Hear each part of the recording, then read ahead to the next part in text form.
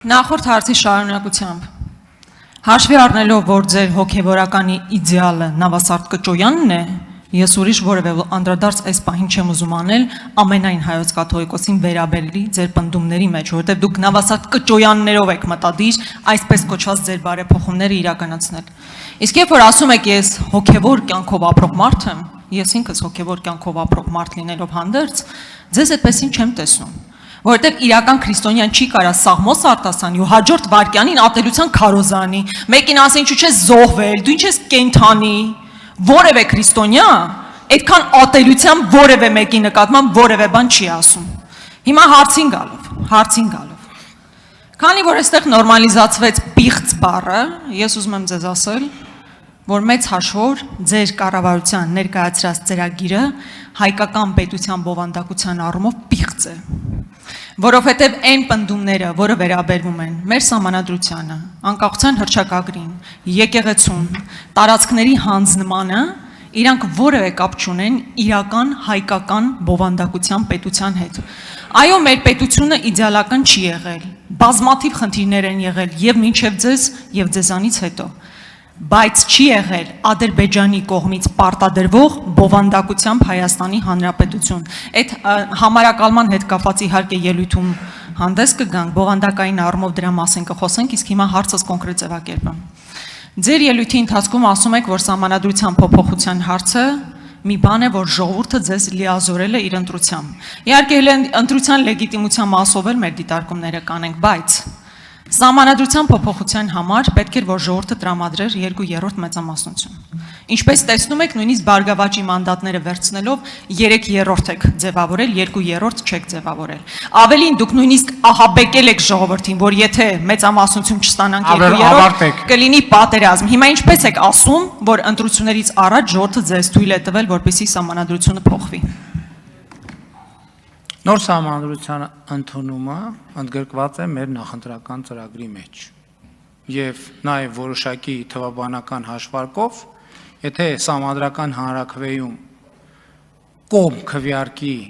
այնքան քաղաքացի, եթե որոշակի պայմաններում ինչքան քվեարկել է քաղաքացիական պայմանագիր կուսակցության օգտին, այդ դեպքում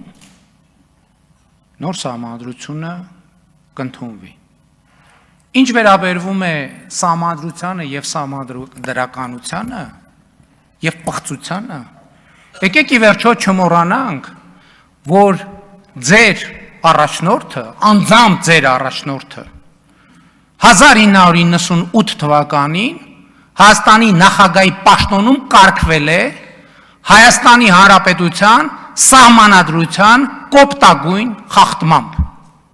Դուք այդ ինչ լեգիտիմությունից եք խոսում։ Լսեք,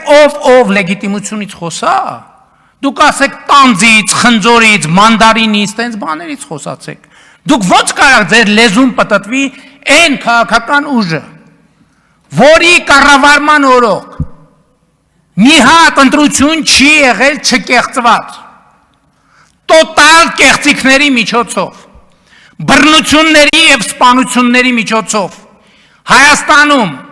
2-3 անգամ իշխանությունը զավթած քաղաքական ուժը եկել աստեղ խոսում է լեգիտիմության մասին, դուք ինչ կապ ունեք ընդհանրապես լեգիտիմության մեջ։ Այն որ ձեր շարքում միլիոնատեր են նստած, դա դուք ինչ լեգիտիմության մասին եք խոսում։ Եվ այո, այսօրվա Հայաստանի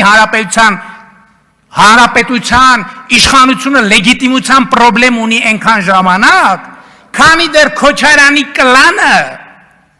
չի ունեզրկվել բառից մինչև վերջին կոպեկները դուք էլ իրանց հետ միասին։ Եվ այո, իմ մանդատն է եւ իմ պարտավորությունն է,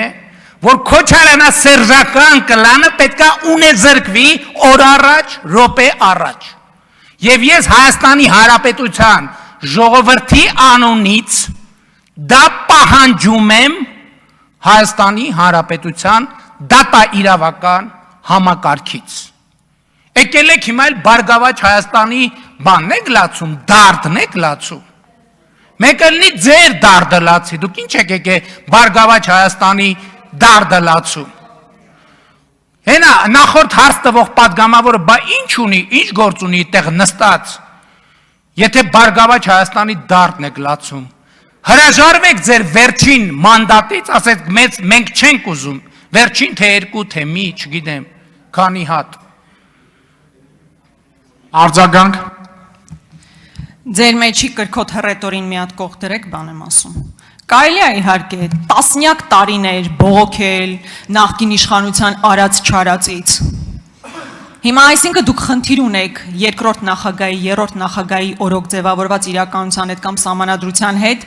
բայց խնդիր չունեք Ալիևյան սահմանադրության հետ։ Այսինքն ոչինչ, որ 18 թվականից առաջ եւ հետո ասում եք Սերժ Սարգսյանի հակով կարված սահմանադրությունը լավը չէ, պետք է փոխենք, այնքան եք տեղավորվել, հիմա էլ բավարար չի ձեզ այդ սահմանադրությունը, որոշել եք Ալիևյան սահմանադրությունը ձեզ վրա հագցնել, ոչինչ չէ, որ եթե ձերը լիներ։ Մի ամբողջ ժողովրդի ստորացնում եք, ստիպելով, որ ընդունի այդ իրականությունը, բայց այդ լիրիկական կողմը մի կողմ դրած պետք է ասեմ հետևյալը։ Դուք գնացել եք ժողովրդի մոտ, ահաբեկել եք, նոր ինչ որ ահաբեկումներից եք խոսում, ահաբեկել եք, բառացի ասել եք, եթե մենք չստանանք սահմանադրական մեծամասնություն լինելու է պատերազմ։ Դուք ահաբեկել եք մարդկանց, ես տեսել եմ մարդիկ ոնց էին վախեցած ձեր այդ հայտարարությունից, ժողովուրդը ձեզ չի տվել այդ մեծամասնությունը, հետևաբար դուք Ալիևյան սահմանադրության փոփոխության լիազորություն չեք ստացել։ Երբ որ ես իմ կրկոտ հռետորին դնեմ մի կողմ, ձեզ էլ պետքա դնենք մի կողմ, որովհետև դուք այդ կրկոտ հռետորի հետևից եք եկել մտել քաղաքականություն, մտել եք, գնացել եք, դարել եք քոչարանասերժական կլանի շարքային ներկայացուցիչ։ Այս առաջինը, երկրորդը Սերժ Սարգսյանի հակով կարած սահմանադրությունը փոխելը միշտ էլ եղել է մեր պլաններով։ Հիմա դուք ձեր կլանի շահերը պաշտպանելու համար, ինչպես Հայաստանում ամեն ինչ կոռումպացված համակարգի ամենաապահով ապաստարանը, ամեն ինչը կապել Ալիևի եւ ամեն ինչը կապել Ադրբեջանի հետ։ Դա ձեր պաշտպանության միակ մեխանիզմն է։ Ամեն ինչը պիտակավորել Ալիևյան, եթե Ալիևյան էլի ասեցի, 94 թվիկ դուք եք Հայաստանը մցրել ադրբեջանական օրակարգի մեջ,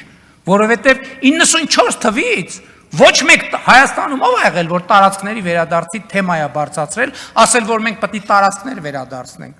Ադրբեջանը, եւ դուք 94 թվականից անընդհատ բանակցել եք դրա մասին, անընդհատ, անդադար, մի րոպե վարկյան ու դադար չեք ունեցել։ Հետևաբար, եթե Հայաստանում կա ադրբեջանական օրակարգով շարժվող ուժ, այդ ուժը դուք եք։